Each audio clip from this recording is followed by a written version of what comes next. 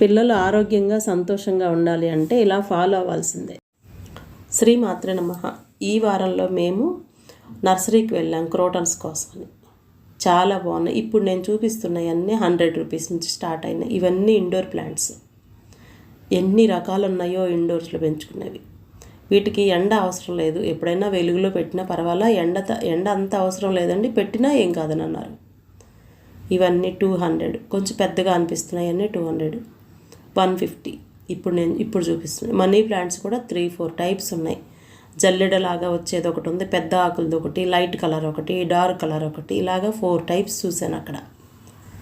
అయితే ఏవైనా 100, 150 దగ్గర నుంచి స్టార్ట్. ఇవన్నీ 300 రూపీస్.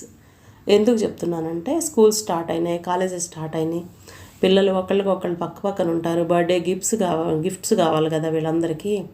ఈ గిఫ్ట్ల కోసం వెళ్ళి ప్లాస్టిక్ బొకేలు వీటి కోసం ఏదో ప్లాస్టిక్ బొమ్మలు కాకుండా ఇలాంటివి అలవాటు చేశారనుకోండి, ఎవరి అనుకూలతను బట్టి వాళ్ళు ఇవి అలవాటు చేసి పిల్లలకి అవి ఒకరికొకరికి ఇచ్చి పుచ్చుకునే విధంగా ఇవి అలవాటు చేస్తే వాళ్ళల్లో తెలియకుండానే చాలా సంతోషం చూడవచ్చు. మీరు తీసుకున్న వాళ్ళు చూస్తారు, ఇచ్చిన వాళ్ళు చూస్తారు.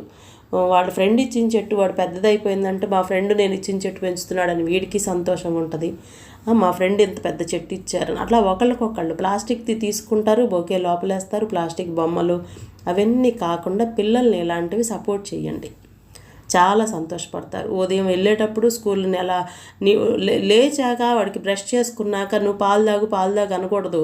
పాలు తాగటం అయిపోయాక చెట్టుకు నీళ్ళు పోసుకున్నా అంటే ఒక రెస్పాన్సిబిలిటీ, ఒక డ్యూటీ, జాబ్ చిన్నప్పటి నుంచి అలవాటు చేయాలి వాడికి.